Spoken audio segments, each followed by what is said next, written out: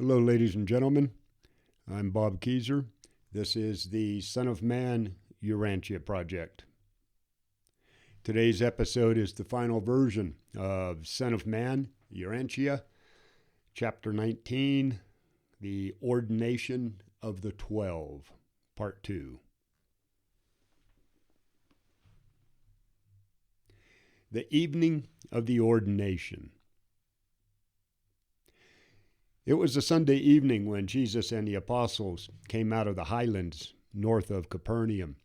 They went to Zebedee's house and had a light dinner, and then Jesus took a walk along the beach. The twins built a small fire to give them some light and warmth, and the 12 talked over the day's events.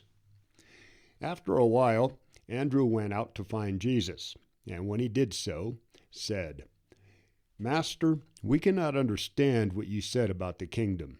We do not feel able to begin this work until you have given us further instruction. I have come to ask you to join us in the garden and help us to understand the meaning of your words." And Jesus went with Andrew to meet with the apostles. After entering the garden and the apostles had gathered around, Jesus said, "You find it difficult to receive my message because you would build the new teaching directly on the old. But I declare to you that you must be reborn. You must start out fresh like little children and be willing to believe in God and trust my teaching. The new gospel of the kingdom cannot be made to conform to what is. You have wrong ideas of the Son of Man and his mission on earth. But do not make the mistake of thinking that I have come to set aside the law and the prophets. I have not come to destroy, but to fulfill, enlarge, and illuminate. I come not to transgress the law, but rather to write these new commandments on the tablets of your hearts. I demand of you a righteousness that will exceed the righteousness of those who seek to obtain the Father's favor by prayer, fasting, and almsgiving. If you would enter the kingdom, you must have a righteousness that consists in love, mercy, and truth, the sincere desire to do the will of my Father in heaven." Then Simon Peter said, "Master, if you have a new commandment, we would hear it. Reveal to us the new way." Jesus said, "You have heard it said by those who teach the law, 'You will not kill, that whosoever kills will be the subject to judgment.' But I look beyond the act to uncover the motive. I declare to you that everyone who is angry with his brother is in danger of condemnation.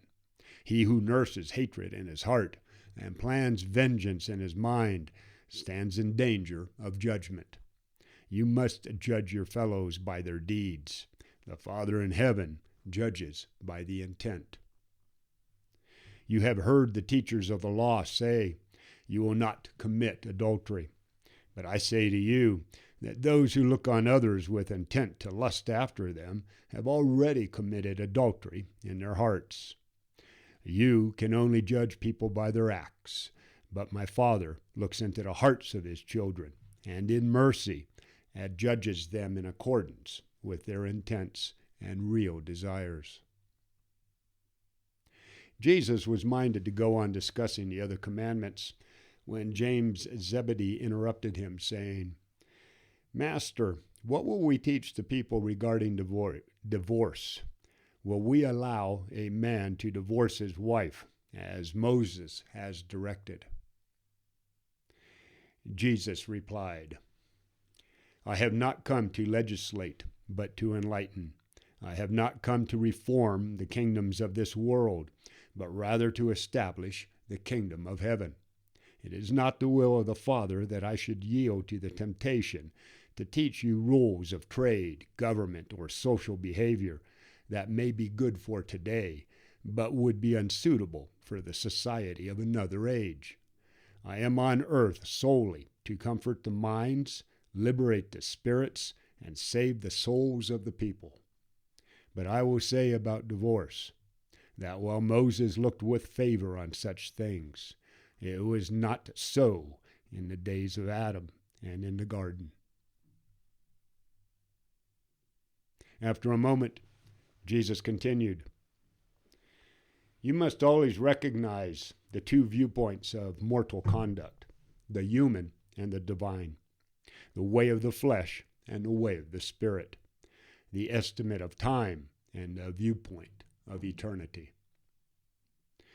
The 12 could not understand all they were taught, but they were much helped by this instruction. Then Jesus said, "But you will stumble over my teaching because you want to interpret my message literally. You are slow to discern the spirit of my teaching. Again, you must remember that you are my messengers, that you are beholden to live your lives in spirit as I have lived mine. You are my personal representatives, but do not err in expecting all people to live as you do in every particular way. You must remember that I have sheep not of this flock, and that I am beholden to them also, to the end that I must provide for them the pattern of doing the will of God while living the life of the mortal nature." Nathanael said, "Master, will we give no place to justice? The law of Moses says, an eye for an eye, and a tooth for a tooth. What will we say?" Jesus replied, "You will return good for evil. My messengers must not strive with people, but be gentle to all. Measure for measure will not be your rule. The rulers of earth may have such laws, but not so in the kingdom. Love will always determine your conduct, and mercy your judgments. If these are hard sayings, you can even now turn back. If you find the requirements of apostleship too hard, you can return to the less rigorous pathway of discipleship." These words startled the apostles, and after a short discussion, Peter said, "Master, we would go on with you. Not one of us would turn back. We are prepared to pay the extra price. We will drink the cup. We would be apostles, not merely disciples." Jesus replied, "Then be willing to follow me and take up your responsibilities. Do your good deeds in secret. When you give alms, let not the left hand know what the right hand does. When you pray, go apart by yourselves, and do not use vain repetitions and meaningless phrases. Always remember that the Father knows what you need, even before you ask him. And do not fast with a sad expression to be seen by other people. As my chosen apostles, now set apart for the service of the kingdom, do not lay up for yourselves treasures on earth, but by your unselfish service, lay up for yourselves treasures in heaven, for where your treasures are, there will also be your hearts. The lamp of the body is the eye. If therefore your eye is generous, your whole body will be full of light. But if your eye is selfish, the whole body will be filled with darkness. If the light that is in you is turned to darkness, how absolute is that darkness?" Thomas asked if they should continue having everything in common. Jesus said, "Yes, my brethren, I want that we live together as one understanding family. You are entrusted with a momentous work, and I crave your undivided service. You know that it has been well said that no one can serve two masters. You cannot sincerely worship God and at the same time wholeheartedly serve Mammon.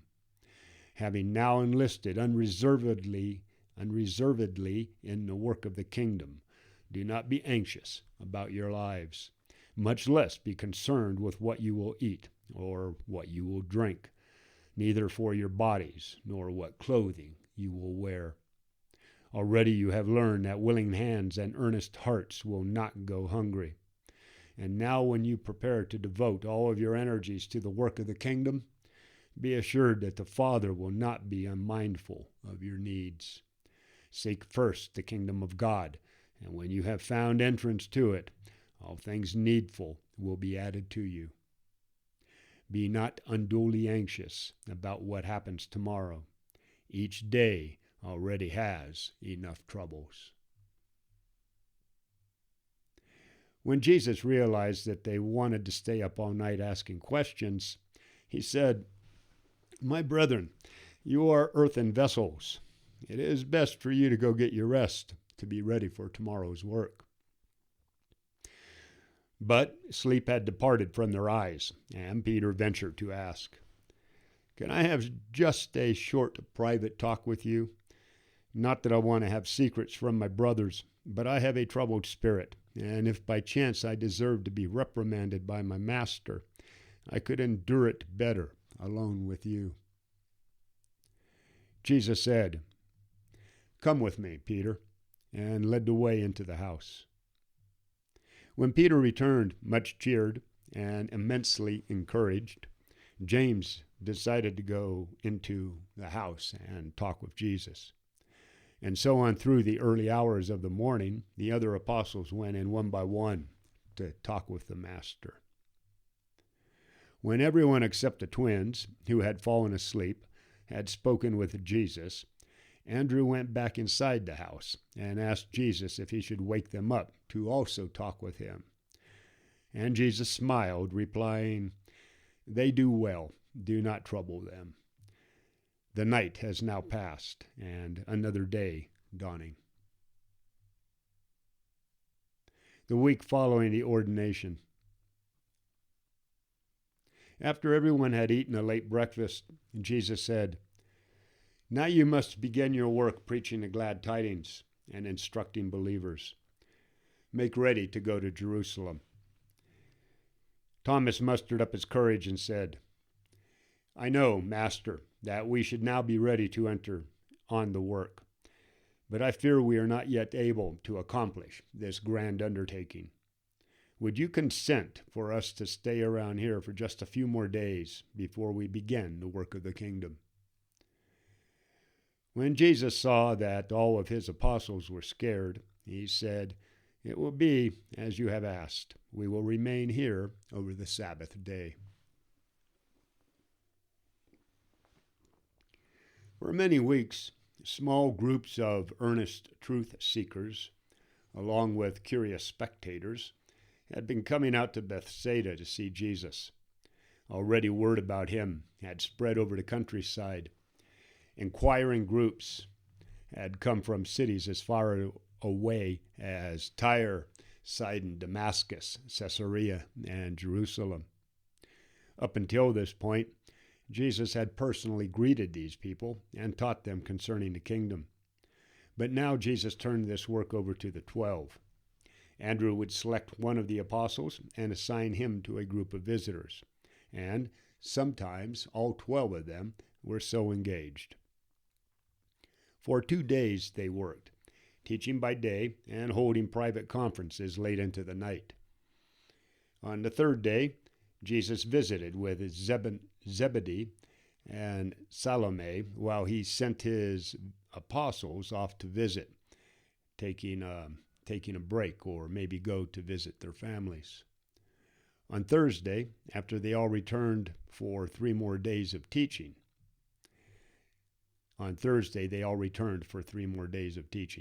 During this week of rehearsing, Jesus many times repeated to his apostles the 2 critical reasons for his post-baptismal mission on earth: to reveal the Father to humanity and to lead humanity to become son-conscious, to faith realize that they are the children of the Most High.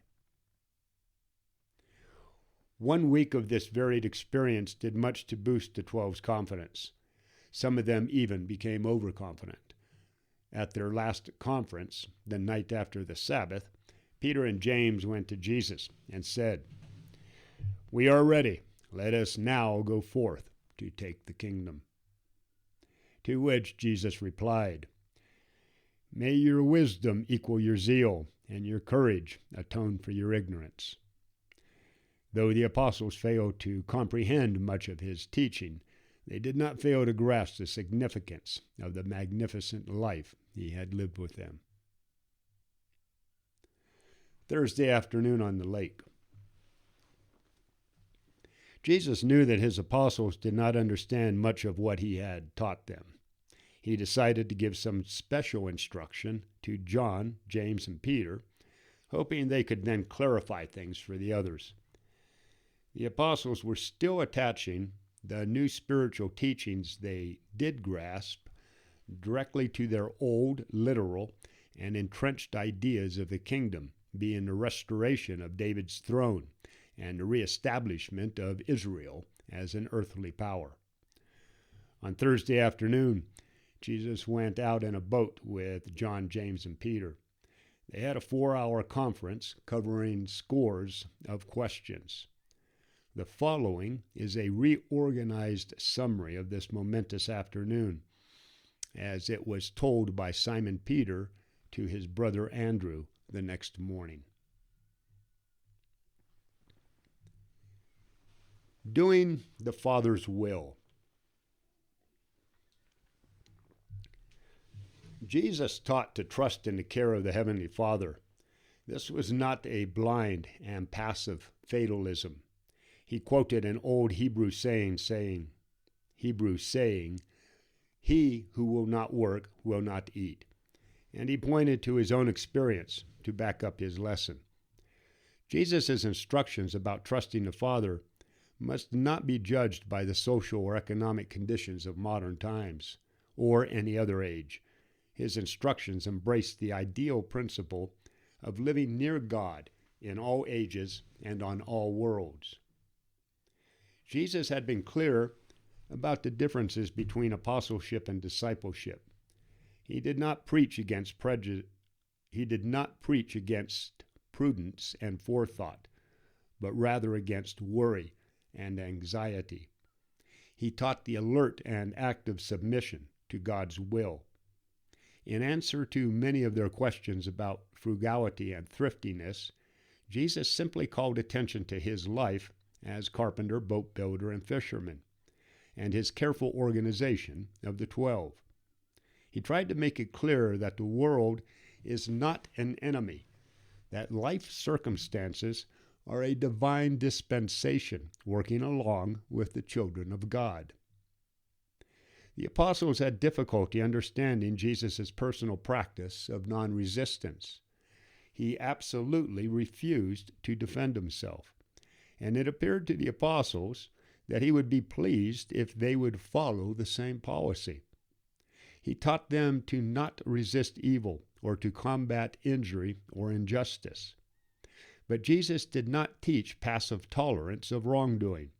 He made it plain this afternoon that he approved of society punishing criminals, and that civil governments must sometimes employ force when executing justice or maintaining the social order.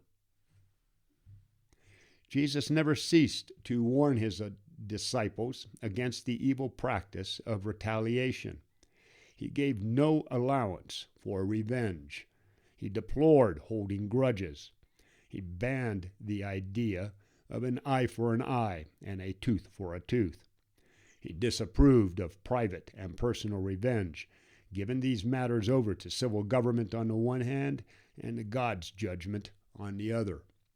Jesus made it clear to the 3 apostles that his teachings applied to the individual, not to the state. He summarized his instructions up to that time as: first, love your enemies. Remember the moral claims of human brotherhood. Second, the pointlessness of evil.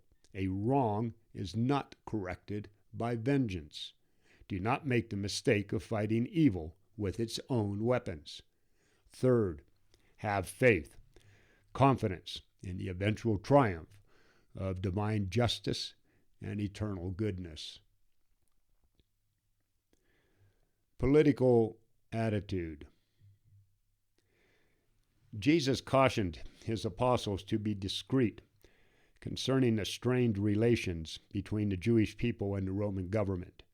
He forbid them from participating in these difficulties in any way.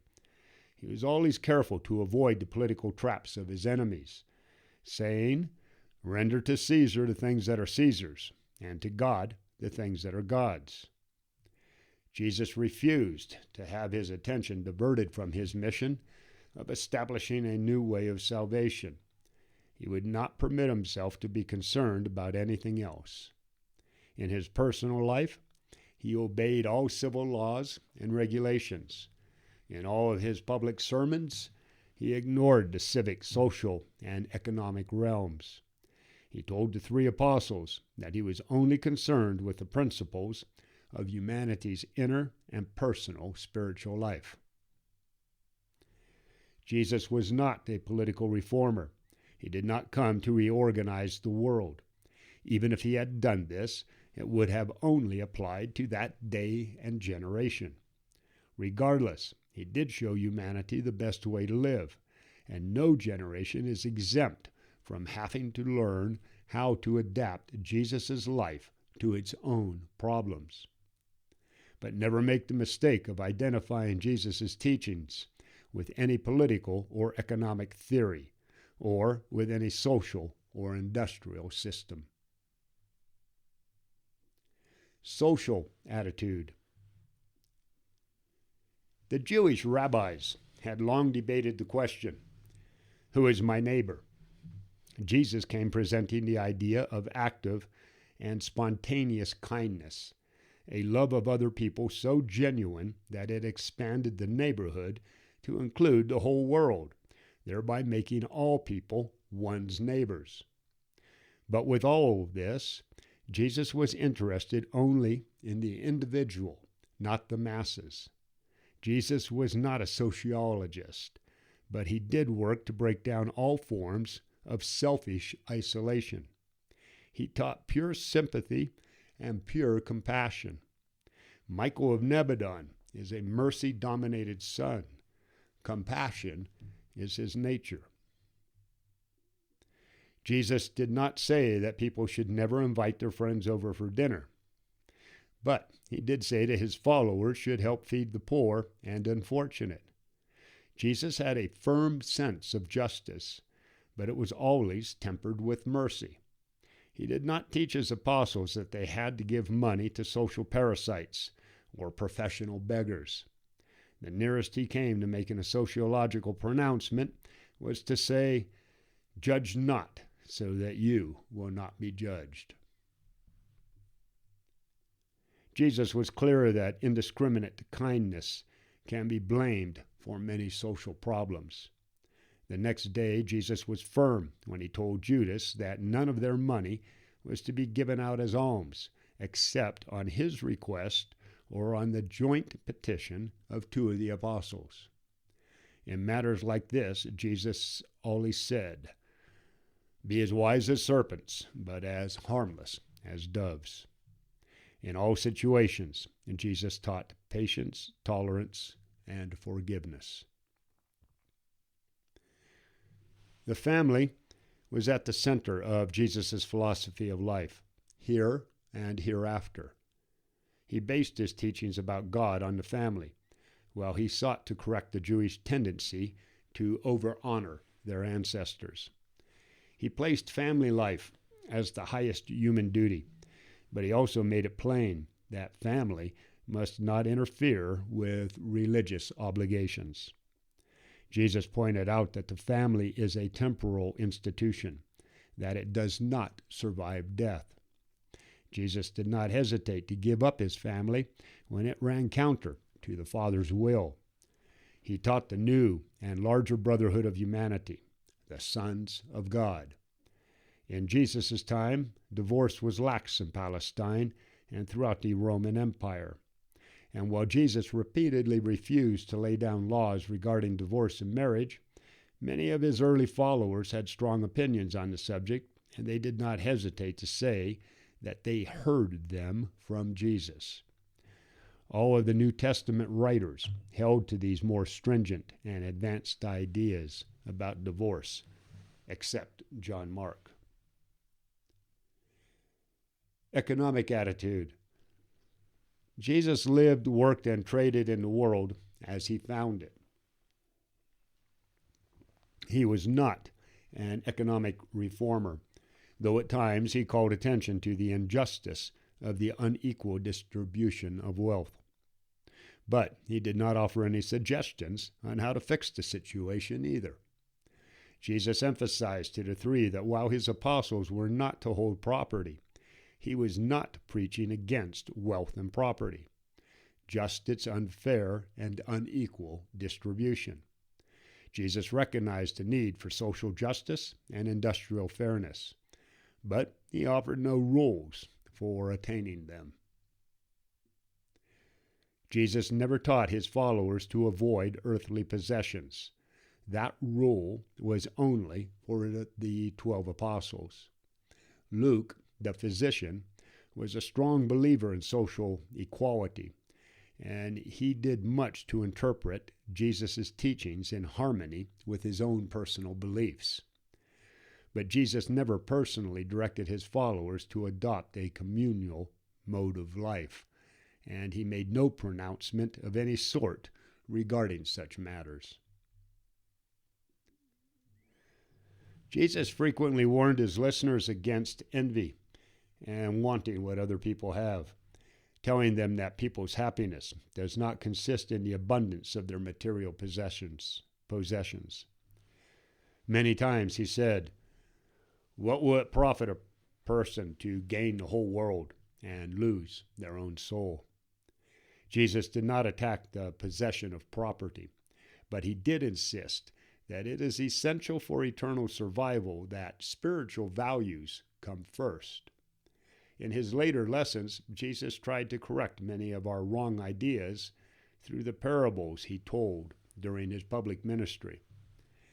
Jesus never intended to give us economic theories. He knew that each age has to find its own remedies for its own troubles. If Jesus were on earth today, the majority of good men and women would be hugely disappointed for the simple reason that he would not take sides in current social, political, or economic disputes. Instead, he would remain grandly aloof while teaching you how to perfect your inner spiritual life so you are more competent in dealing with your human life. Jesus would make all people godlike and then stand by with sympathy while these sons of God solved their own social, political, and economic problems. It was not wealth that Jesus denounced, but rather what wealth does to the majority of the people who have or desire it. This Thursday afternoon was the first time that Jesus told the apostles, "It is more blessed to give than to receive." Personal religion. We, like the apostles, can better understand Jesus' teachings through how he lived his life. Jesus lived a perfect life on Urantia, and his unique teachings can only be understood when that life is looked at from its immediate background. It is his life, not his lessons to the 12 or his sermons to the multitudes, where we can best see the Father's divine character and loving personality. Jesus did not attack the teachings of the Greek moralist or the Hebrew prophets. He recognized the many good things these lofty teachers taught, but he had come to earth to teach something additional: how to voluntarily conform a person's will to God's will. Jesus did not want to simply create religious people, men and women who are wholly occupied with religious feelings and actuated only by spiritual impulses. If you could have had but one look at him, you would have known that Jesus was a real man of enormous experience in the ways of this world.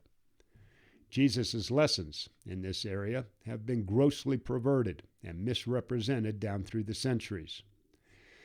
You also have distorted ideas about Jesus' humility and meekness. What he aimed for in his life appears to have been a superb self-respect. Jesus only advised people to humble themselves that they may become truly exalted. What he aimed at was true humility toward God. He much valued sincerity, a pure heart. Fidelity was a cardinal virtue in his estimate of character, while courage was the core of his teachings. Fear not was his watchword, and patient endurance his ideal strength of character. Jesus' teachings constitute a religion of valor, courage, and heroism. This is why he chose 12 commonplace men, the majority of whom were virile, rugged, and manly fishermen, as his personal representatives. Jesus said little about the social vices of his day. He seldom referred to moral delinquency. He was a positive teacher of true virtue. He studiously avoided the negative method of teaching. He refused to advertise evil. Jesus was not a moral reformer. He well knew, and so taught his apostles, that people's sensual urges are not suppressed by either legal or religious laws. His few denunciations were mostly against pride, cruelty, hypocrisy, and oppression. Jesus was not even passionate at denouncing the Pharisees like John did. He knew many of the scribes and Pharisees were honest at heart, and he understood their bondage to religious traditions. Jesus laid immense emphasis on first making the tree good. He impressed on the three that he valued the whole life, not just a few special virtues. The one thing that John gained from this day's teaching was that the essence of Jesus' religion was developing a compassionate character and a personality motivated to doing the will of the Father in heaven.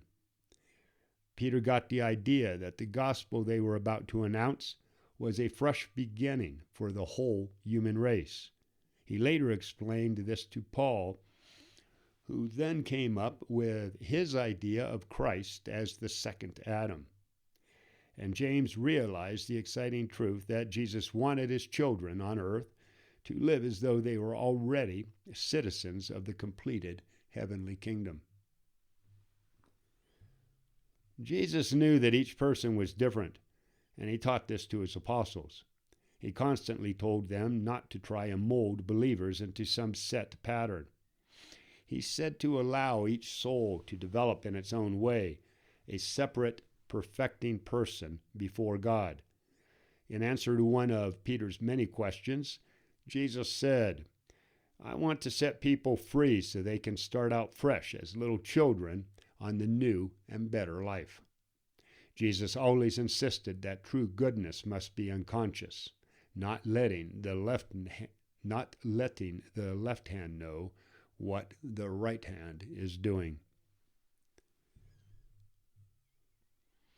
The three apostles were amazed when they realized that Jesus' religion made no provision for spiritual self-examination. All religions before and after Jesus' time, even Christianity, carefully provide for conscientious self-examination. But not so with the religion of Jesus of Nazareth. Jesus' philosophy does not include religious introspection or the examining of one's own mental and emotional process. The carpenter's son never taught character building. He taught character growth, declaring that the kingdom of heaven is like a mustard seed. Still, Jesus said nothing against using self-analysis to keep one's ego in check. The right to enter the kingdom of heaven is conditioned by faith, by personal belief. The cost of remaining in the progressive ascent of the kingdom is the pearl of immense price, for which people will sell all they have to possess. Jesus taught a religion for everybody, not only for slaves and weaklings. His religion never became crystallized, at least during his day, into creeds and theological laws. He left not a line of writing behind him. His life and teachings were given to our universe to morally instruct and spiritually guide people of all ages and on all worlds. And even today, Jesus' teachings stand apart from all religions, even though it is the living hope of every one of them. Jesus did not teach his apostles that religion was humanity's only earthly pursuit. That was the Jewish idea of serving God. But he did insist that religion was the exclusive business of the 12. Jesus taught nothing that stopped his believers from pursuing genuine culture. He only countered the tradition-bound teachings of the religious schools in Jerusalem. Jesus was liberal, learned, tolerant, and big-hearted. Self-conscious piety, showing others how religious we are, had no place in how he lived. Jesus offered no solutions for the non-religious problems of his own time or any later age. Jesus wanted to turn spiritual insight into eternal realities and to stimulate true living. He concerned himself exclusively with the permanent and underlying spiritual needs of the human race. Jesus revealed a goodness equal to God. He exalted love, truth, beauty, and goodness as the divine ideal and the eternal reality. Jesus came to create in humanity a new spirit, a new will, to give us a new capacity for knowing the truth, choosing goodness, and experiencing compassion, the will to be in harmony with God's will, coupled with the eternal urge to become perfect, even as the Father in heaven is perfect. The day of consecration.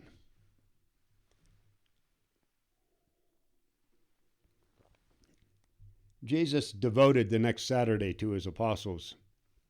They all hiked back up into the highlands where he had ordained them.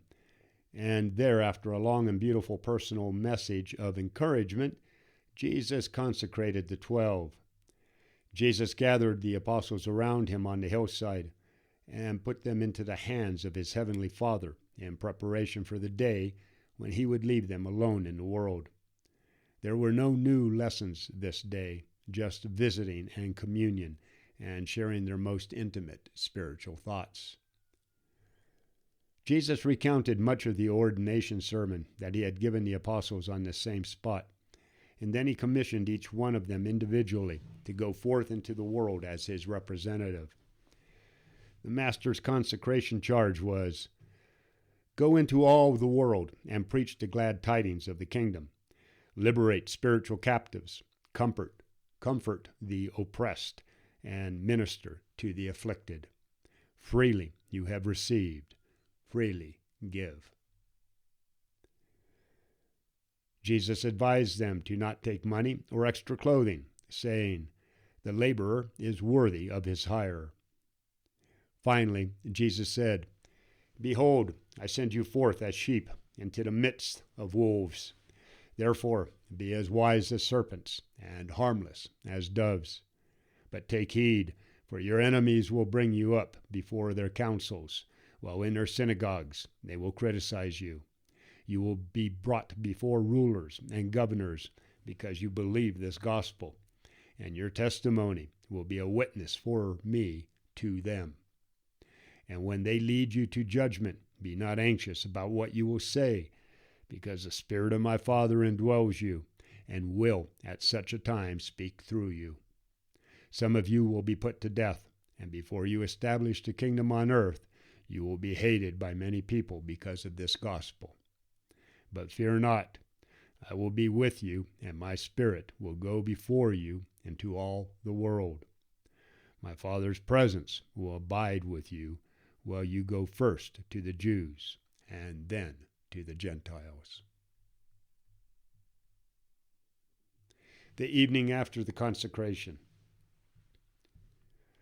That evening, while teaching inside Zebedee's house, because it had begun to rain, Jesus spoke at length, trying to impress on the 12 what they must be, not what they must do. The apostles only understood religions that imposed material acts for believers, for them to attain salvation or righteousness. But Jesus reiterated that in the kingdom, people must be righteous to do kingdom work. Many times he would repeat, "Be you perfect, even as your Father in heaven is perfect." Jesus explained that the salvation he brought to the world could only be obtained by believing, by simple and sincere faith. Jesus said, "John preached a baptism of repentance, sorrow for the old way of living. You are to announce the baptism of fellowship with God. Preach repentance to those who stand in need of such teaching, but to those already seeking sincere entrance to the kingdom, open the doors wide and bid them enter into the joyous fellowship of the sons of God." But it was a difficult task to persuade these Galilean fishermen that in the kingdom, being righteous by faith must precede doing righteousness in people's daily lives. Another significant handicap in teaching the 12 was their tendency to take highly spiritual and idealistic principles of religious truth and remake them into concrete rules of personal conduct. Jesus would present the beautiful spirit of the soul's attitude, but they insisted on translating his lessons into rules of personal behavior. Many times when they did remember what Jesus said, they were almost certain to forget what he did not say. They slowly assimilated his teachings because Jesus was all that he taught. What they could not gain from his verbal instruction, they gradually got by living with him. The apostles did not realize that Jesus was intent on living a life of spiritual inspiration for every person of every age on every world of a far-flung universe. Notwithstanding what Jesus had told them from time to time, the apostles did not understand that while his incarnation was happening on this particular world, he was also living as an example for all of the other worlds in his vast creation. Jesus did not live on Urantia to set a personal example for just the men and women of this world, but rather to create a high spiritual and inspirational ideal for all mortal beings on all worlds. Thomas asked, "Master, you say that we must become like little children before we can gain entrance to the Father's kingdom. And yet you have warned us not to be deceived by false prophets or to become guilty of casting our pearls before swine. Now I am honestly puzzled. I cannot understand your teaching." Jesus said, "How long will I bear with you? Even you insist on making literal all that I teach. When I asked you to become like little children as the price of entering the kingdom, I referred not to the ease of deception, mere willingness to believe, nor to quickness to trust pleasing strangers. What I did desire that you gather from the illustration was the child-father relationship. You are the child, and it is your Father's kingdom you seek to enter. There is present that natural affection between every normal child and its father that ensures a loving and understanding relationship, and that forever precludes all disposition to bargain for the Father's love and mercy. The gospel you are going forth to preach has to do with a salvation growing out of the faith realization of this very and eternal child-father relationship." The one characteristic of Jesus' lessons was that the morality of his philosophy originated in the personal relation of the individual to God. This very child-father relationship. Jesus placed emphasis on the individual, not on the race or nation. While at supper, Jesus explained to Matthew that the morality of any act is determined by the individual's motive. Jesus' morality was always positive. The golden rule, as restated by Jesus, demands active social contact. The older, negative rule could be obeyed in isolation. Jesus stripped morality of all rules and ceremonies and elevated it to the majestic levels of spiritual thinking and true righteous living. This new religion of Jesus was not without its practical implications. But whatever social, political, or economic value is found in his teaching is the natural result of this inner experience of the soul as it manifests the fruits of the Spirit in personal religious experience. After Jesus and Matthew had finished talking, Simon Zealous asked, "Master, are all people the sons of God?" Jesus replied, "Yes, Simon, all people are the sons of God, and that is the good news you are going to announce." But the apostles could not grasp this doctrine. It was new, strange, and startling. It was because of Jesus' desire to impress this truth on them that Jesus taught his followers to treat all people as their brothers. In response to a question asked by Andrew, Jesus made it clear that the morality of his teaching was inseparable from the religion he was living. Jesus taught morality not from the nature of humanity, but from the relation of God to humanity. John asked, "Master, what is the kingdom of heaven?" Jesus replied, "The kingdom of heaven consists of three essential elements. First, recognition of the sovereignty of God. Second, belief in sonship with God. And third, faith in the supreme human desire to do the will of God, to be like God. And this is the good news of the kingdom, that by faith every mortal may have all these essentials needed for salvation." Let's try that again. And this is the good news of the gospel, that by faith every mortal may have all of these essentials needed for salvation. Okay, that's it for chapter 19, the ordination of the 12. Coming up next is chapter 20, beginning the public work. Defend your liberty. No one else is going to do it. Protect those innocent ones. Get out there and find some way to help somebody for nothing more or less than the sake of God. Bobby Keyser, out here.